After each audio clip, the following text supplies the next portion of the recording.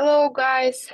Thank you so much for joining the web of our workshop. Thank you so much for listening. If you're listening it in the recording, my name is Jane, and today I'm going to talk about the practical guide for e-commerce strategy in 2025. Let's start step by step. First of all, I'm going to do a quick introduction of myself, of my background, where I'm talking to today.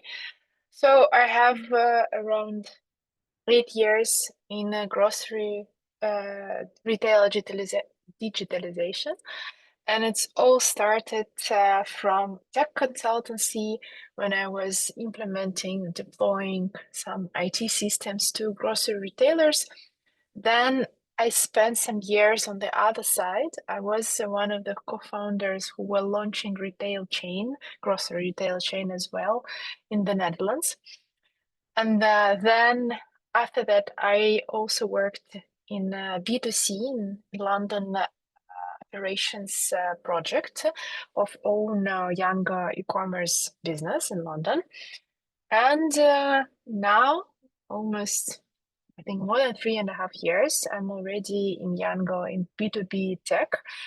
So around 20 launches that I was implementing, that my colleagues were implementing. So I'm very happy today to share some insights about how to build the strategy, what lessons I learned, and what I saw from other retailers around the world on their journey of launching e-commerce. So super excited to talk about it today. This is the overall plan for the upcoming 30 minutes. Please, if you have any questions, write them in the chat and I will answer it straight away, because my goal today is to make the workshop as interesting as possible. So I'm super open to shifting some priorities of what I'm going to talk to make it as interesting and as useful as possible. So overall plan for today is to show how the strategy should be built, what is the methodology, what steps should be done one by one. And the main goal is to make the grocery retailer number one in the e-commerce player. I'm not maybe number one. It's not always the goal, at least the top player in the e-commerce grocery market, and ensure that e-commerce is profitable. I'm also not putting here any specific time period because it depends on the strategy. Sometimes we want it to be profitable in shorter time. Sometimes it's not the goal. Sometimes the market share is more important than the profitability in the short run. So basically, it depends on the goal, of course. But let's decide on an example of strategic point. For example, we want to become to make the grocery retailer top 3 in the country, and to make the profitability happen in the upcoming year, just as a case study. What things we should focus on when we're building the strategy for the launch or for the relaunch, it doesn't matter right now. So overall for the e-commerce, there are 5 steps, and I would like to go to the details of them today, very briefly, because we don't have a lot of time, just the methodology, the guide as we call it. So it all starts with the market analysis and data collection to understand what other competitors are doing, what are the benchmarks, where the grocery retailer is right now, what are the trends, what are their past mistakes, what are their current plans, and where we can find this niche, how to win new customers and gain new customers on the road. The second one is the assortment and key value proposition. What unique can be proposed to the customer, what actually the customer needs, and to understand what they need, what we can propose to them, to make it to highlight our proposition from other offerings. And the third one is the financial model and budgeting. When we understand our hypothesis from first 2 steps, and then we check them on the numbers. Sometimes we have the hypothesis, for example, about the 30 minutes delivery that is super um, um, basically popular among retailers. But when we check on the numbers, we understand that the current economic situation is not allowing to make it profitable on the short run. Then step number 4 is design of operations in physical world, how to make all of the plans make happen, how to understand that everyone knows what should be done, that the KPIs, for example, for the people are planned, what people should be hired, all of that. And then number 5 is the project plan and resources plan. Who does what and when? So this is the overview of what I want to highlight today. So we're not discussing here today the market trends and that the e-commerce numbers, because basically we see that around the world e-commerce is growing super fast. Q-commerce is also growing. So basically, I have this in mind as a basic statement that basically today it's important to have online, to make your customer, to give the possibility for the customer to make online orders, because if the retailer is not doing online at all, no aggregators, no white label application, nothing, we see the big risk that soon others are going to get the share of the market share of this retailer just by proposing online and then getting the offline customers of this retailer to the online customers, offline customers of the retailer who is doing online. So that's why we're not discussing it today. We're just focusing on how to make e-commerce as successful as possible. Quick introduction about Yango overall and why we basically have the experience and why we have the expertise to talk about it. Yango is a very big company around the world, present in more than 30 countries, different businesses. But what's important at some point, Yango built own Q-commerce business. Now it's very huge, more than 600 dark stores. So basically, we're not only implementing the technology to other businesses, but we also saw how it's happening on the ground. From time to time, we're all visiting dark stores, not to forget, the real world.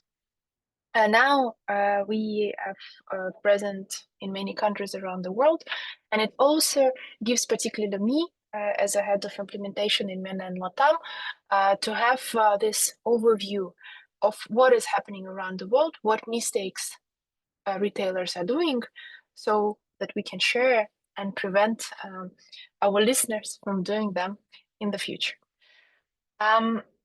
Here I would like to talk about the end goal, and if we are looking top down for the launch e-commerce, where the secret is in simple words. In simple words, of course, the success of e-commerce is in the high average order value, because it means that each order brings us quite some money and some margin, and how convenient the service is. And what we see is that retailers, and I mean the supermarkets, hypermarkets that have quite big assortment, up to 30,000 SKUs, and that are using shelf picking and scheduled delivery, like in slot or next day, they usually have quite big order value because there is a lot of assortment, so people are willing to buy. But then not so many orders, because people are not willing to always wait for the order. And sometimes because they need something very quick in 15 minutes, in 20 minutes, and then where Q-commerce players and aggregators take this niche, basically providing not so big assortment with not so big offerings in terms of the variety of products, but doing quick delivery. So that's why we see that retailers have big average order value, not so many orders, but aggregators on the contrary have quite low average order value because of small assortment, but many, many orders, but much more frequent orders than retailers. So in simple words, where is the ambition? The ambition, of course, to have big average order value, and grocery retailer can do it, definitely. But at the same time, have a quite big number of orders. And how to achieve that is to understand to maximize convenience. And convenience, under this word, I mean speed of the delivery, to make it as fast as possible. But of course, we understand that from shelf picking, 15 minutes is just not possible, just because the store is too big. But to make it as fast as possible, to pick as fast as possible, as to have as low missing items as possible, because this is a big differentiator. In dark stores, we have quite lower, almost zero missing items comparing to the offline store. So basically, let's have this in mind: big average order value and convenience service.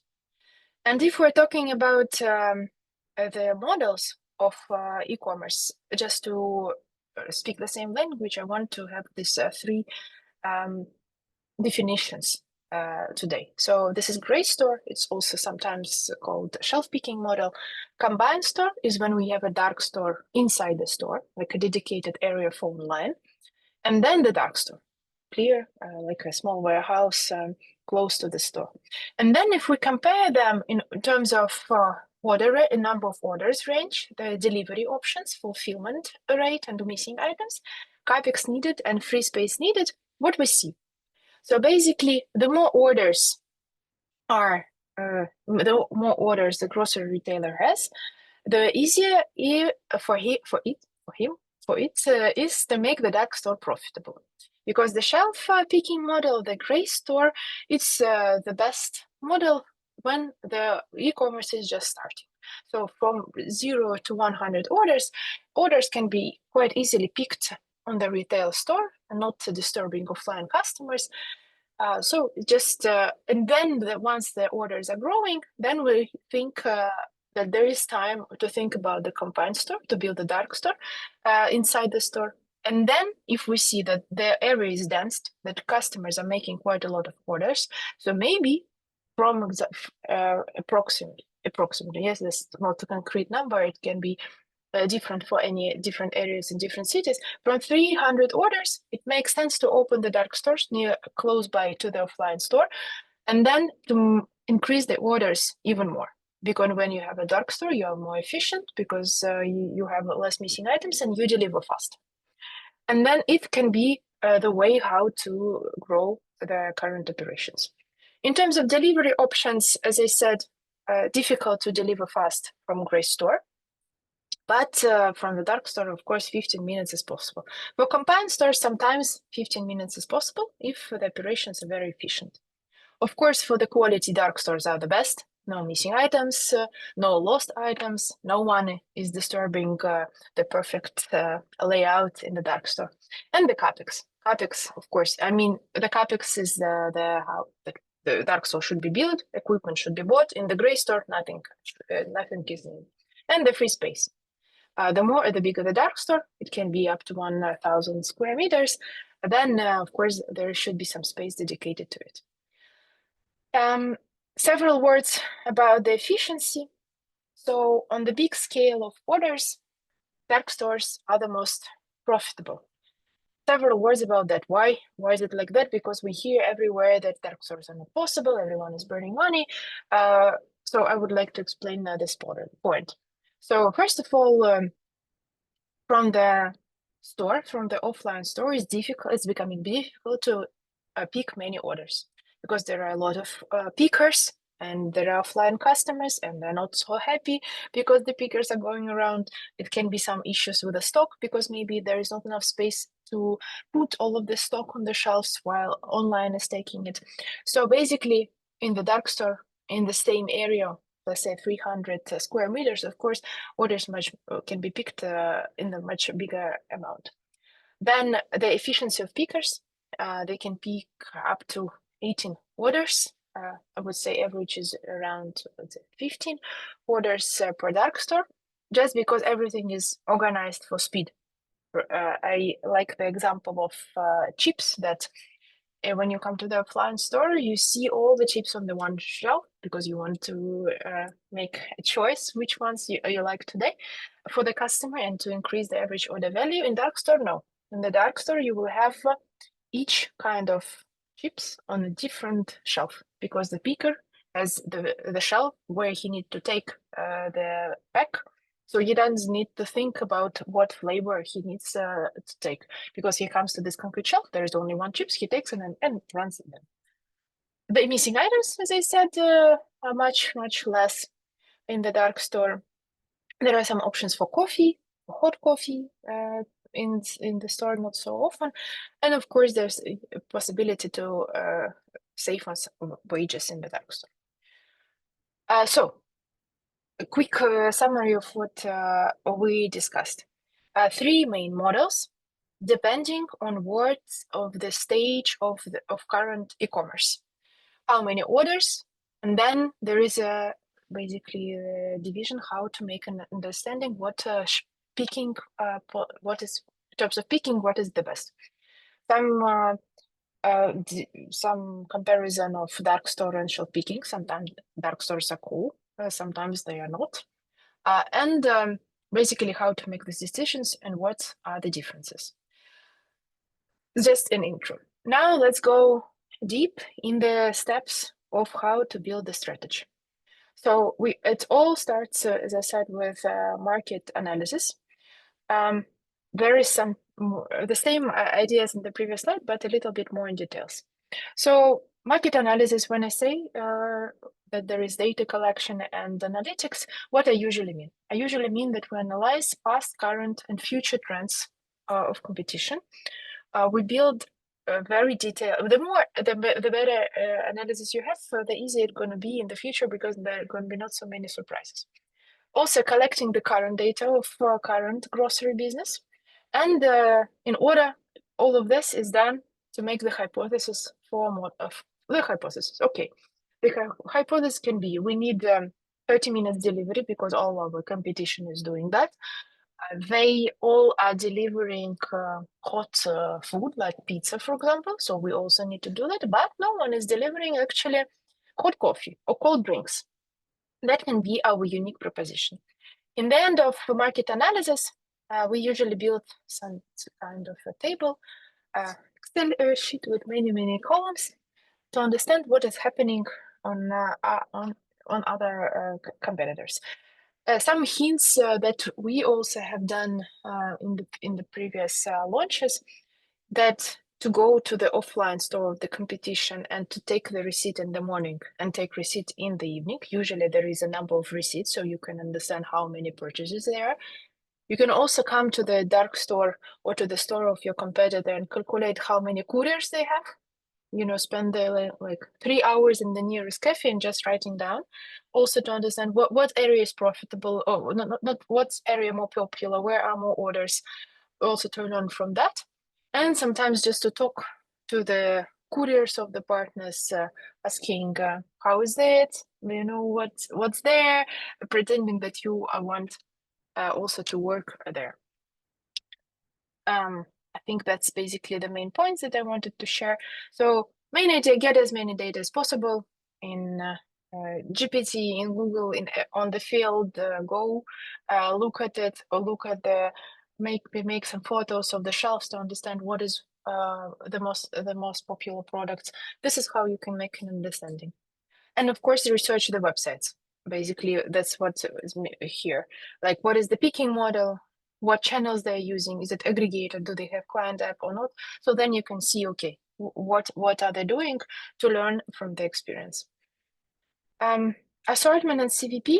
When I talk about assortment, I mean that usually assortment for e-commerce from the grocery retailer is the same, but let's think about what ways how the customers are looking at your store. They can look at it as a way how to get a snack, so then they need it very fast. When we're hungry, we don't want to wait a lot. Emergency buys, that I'm cooking something and then I don't have salt, so I also need it very fast. Quick meal, then weekly top up, monthly, and some special occasions. So this three, I would say, require very fast delivery, and but they have quite low average order value. But I will order often, but with a small average order value. And I would say that weekly top up is something average. I still need it in maximum, let's say 60 minutes right now. I think around the world is something average. or in slot, but in same day when I want to plan it for the evening, for example. But still, the average order value is quite high. So I would say that from my experience, to focus on this proposition for the customer is the best. And when I say the focus, it also to highlight it in the marketing campaigns that, hey, look, you can here buy everything. Because these two, they are also good for the purpose of getting new customers. For example, when you want to conquer the market and to get the customers from your competition, then of course sometimes is you can use this and say, yes, we're delivering the fastest, so buy from us. But it's not very sustainable because at some point the margins of these orders would be quite not low, let's say, or maybe even negative. And then at some point you will need to make this shift from to bigger average order basket. What else about customer segments? It's important to understand what they need. I think there's better ask the customer, your current customers, what they need in why they choose the app, why they choose it here, like why they buy from you, what are they afraid of when they're buying. Of course, you can read some research, but I think it's better to take I don't know 20 loyal customers or come to the store and ask them in the nice way. And I think they're going to be very open to share like top reasons why they come to you. Interesting point about the price, because sometimes it's one of the main points, the reasons, like the lowest price, but it's also difficult and not sustainable in the long period, because when a customer is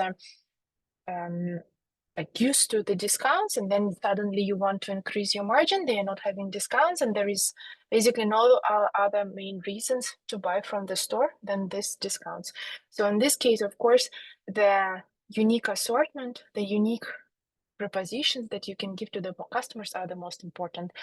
Like I sometimes make my decision where to buy the whole basket just because of one dessert that I like in this particular store. Because milk I can buy everywhere. It's all the same basically. But this dessert I can buy only there. So then I come to the store and buy this dessert, and then I add other items that I usually buy just because I don't want to wait for 2 couriers, because everything is all the same.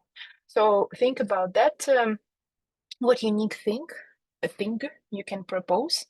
Maybe it's a special drink, maybe it's a special dessert, or something else. Something should stand out. Then, of course, the segmentation is important. Who are buying from you? Is it a family? Is it a young mom? Is it someone who is buying for the whole family? Sometimes it's difficult to understand it, but there are 2 ways. First of all, come to the store and look at the customers. Who are they? And try to make some portrait of them. Or try to look at the data, get all the sales, and then and try to make hypotheses. For example, if someone is buying baby food, it means that they have babies. And then if the average order value of this category is quite high, so it means that someone is buying for the whole family. Someone will be buying only ready to eat. I think my personal opinion that someone who is buying baby food is not willing to buy a lot of ready to eat, because these people are usually cooking it at home. So I would put the ready to eat and ready drinks more to the young professionals, for example. But that depends on you, how you would want to make it hypothesis and then test it on the numbers. And so we looked at the competition. We understood, okay, we need 30 minutes delivery.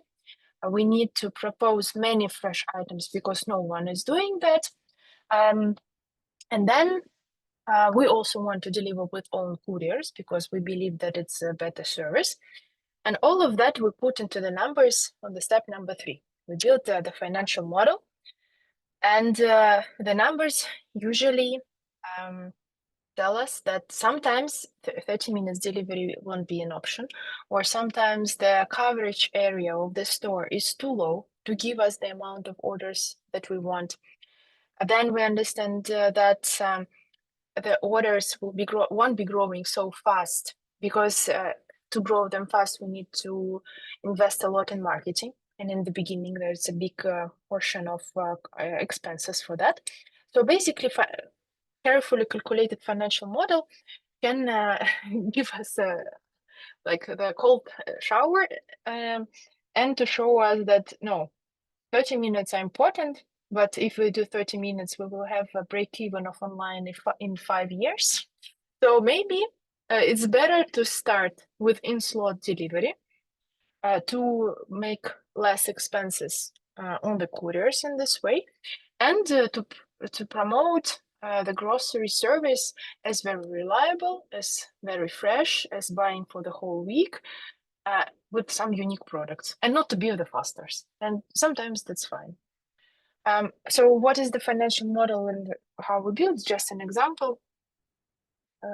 We need to take as all the basically our future expenses to invest in that quite a lot of time to make sure that it's realistic, and to compare it with benchmarks with other markets, and to build at a very high level unit economics. So when we're doing financial modeling, where you doing it, sorry, for the city, for the store, and for the order, it's just an example of how the unit economics might look like. And at that point, you understand, okay, in principle, is this possible to be profitable very soon or not? All right. Which of these five? Sorry, I started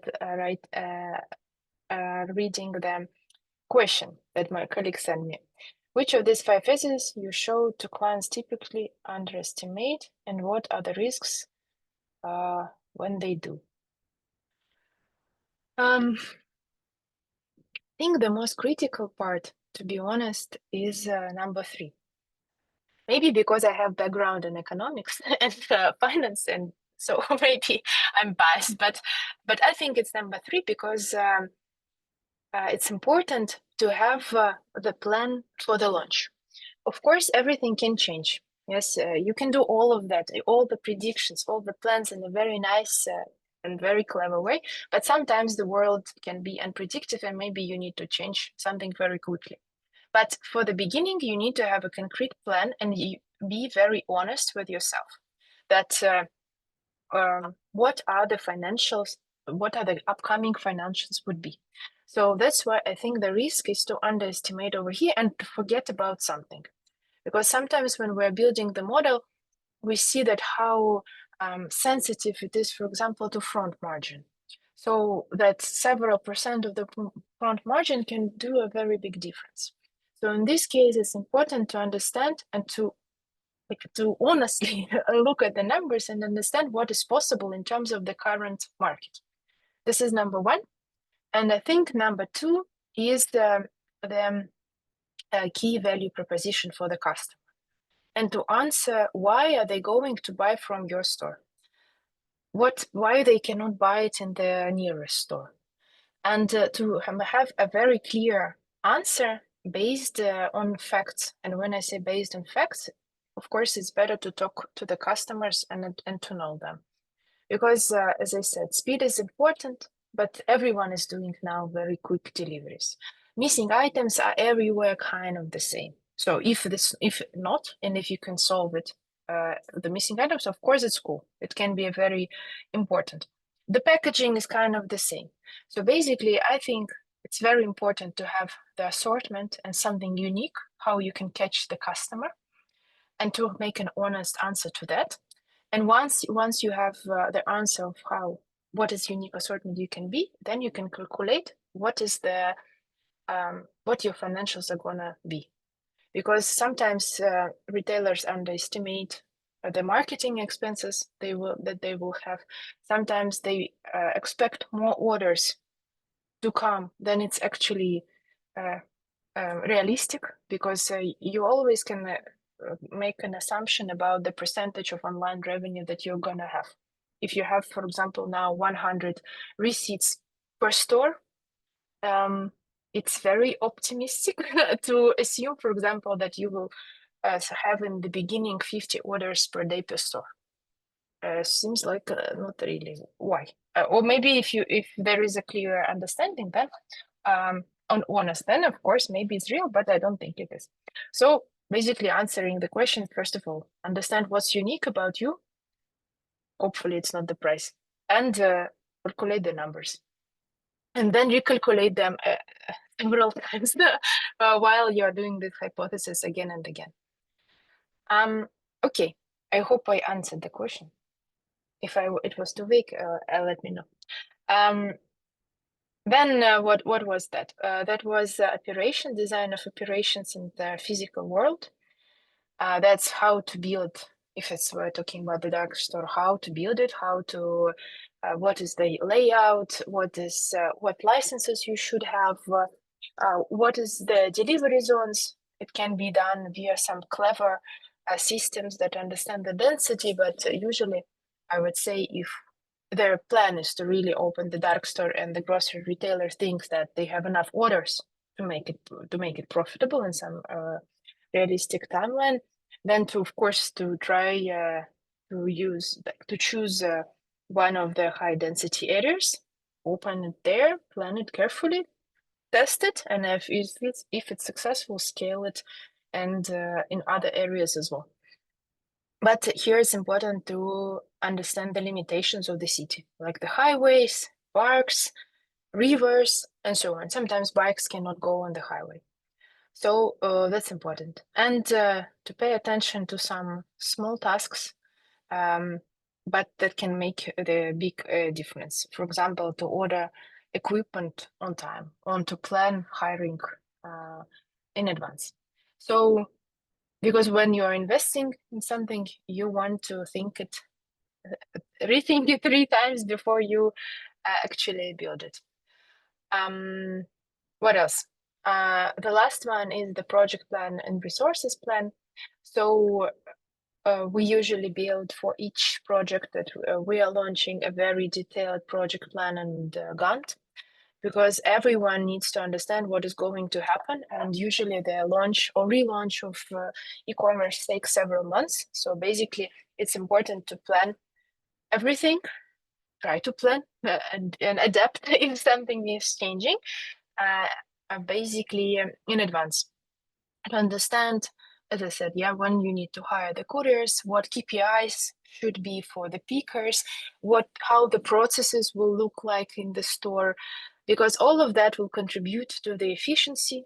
Efficiency contributes in the end to the service level that you provide to the customer. So usually on our project, for example, we build BPMN schemes of each process to understand the corner cases, because the corner cases are the ones who give the biggest troubles in the end.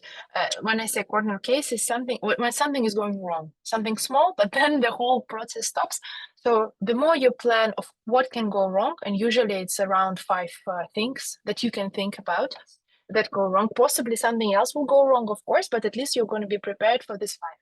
Then to think about the organizational structure, who needs to report to whom, what metrics you want to track in order to make experiments faster and more efficient, because that's, I think, the most important, to test a lot and try to understand what's working and scale it, and don't do what's not working. For all of that, you need a clear analytics.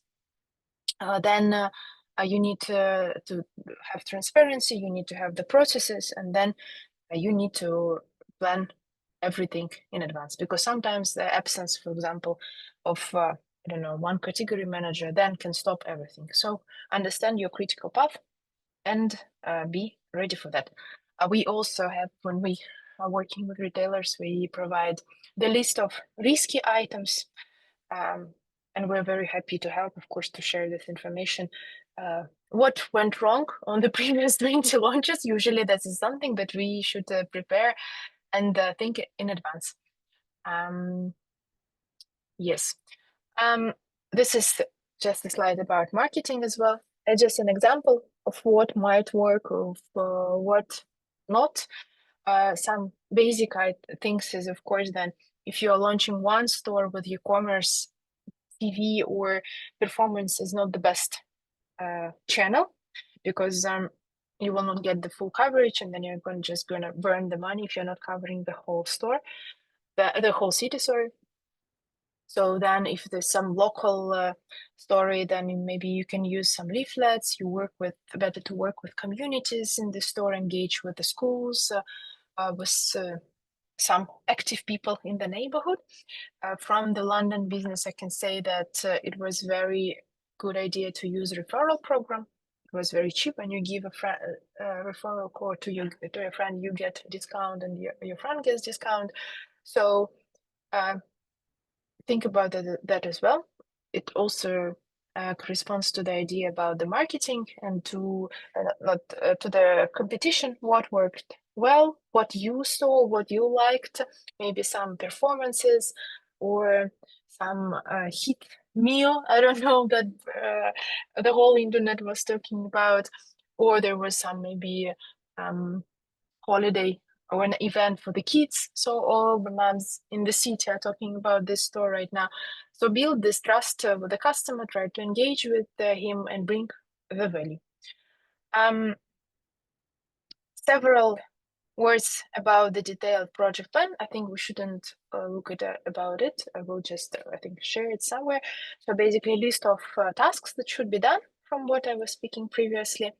Then team that is usually is needed to do such analysis. And I really believe that it's important to invest in this planning beforehand, before doing something, before launching something, calculate everything, analyze everything, spend some time, some money on that, just because it can save you in the end quite some time and quite some money, much more than you invested in the planning beforehand. Thank you so much. I think that's all from my side. I would be waiting for some questions. Maybe there are some. Oh, Jane, after all 5 phases are complete, what's the most common blocker you still see at the moment of actual launch? The most common one.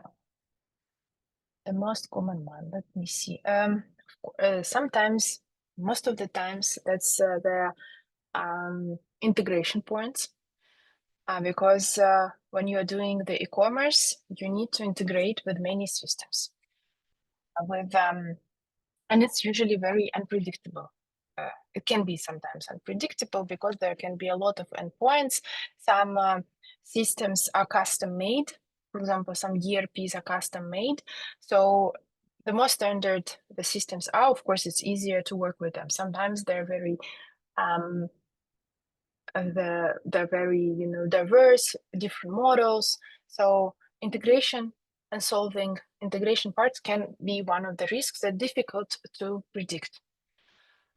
Then in terms of the physical world, we had some case study. Then equipment was not delivered on time because it was delivering from other countries, and then there were some holidays, and so all of that I think that's why I mentioned equipment. But I don't think that actually there are some blockers on the launch. Usually the launch is fine. Basically, it's kind of a clear picture what needs to be done for the launch itself of the e-commerce. Because you can predict everything, even the integration. You can just allocate more time to that or allocate more team, and then you're going to solve it without the problem. The main challenge comes after the launch, when it should be grown. Then the business should be scaled from one order, let's say, to 1,000 is all okay. 500 maybe depends on the city. That's the point that also the focus should be. And for that exactly moment when you're growing this business, in this model, all the questions that you found during the research are very important. Because when you have a clear plan for every day, what you are testing, what value proposition you are testing, first of all, you need to understand what you should do. Once you have the plan, you understand your key value proposition, you understand what hypothesis for delivery time, what were your take for your unique products or unique modules, or for unique loyalty points in the app, or your marketing campaign. So if you have the plan for all of that, and you know what you believe in, that you tested on numbers, that you are testing, what you are trying when you are growing, that's the most important. Because sometimes retailers launch, and then they don't really know what is next.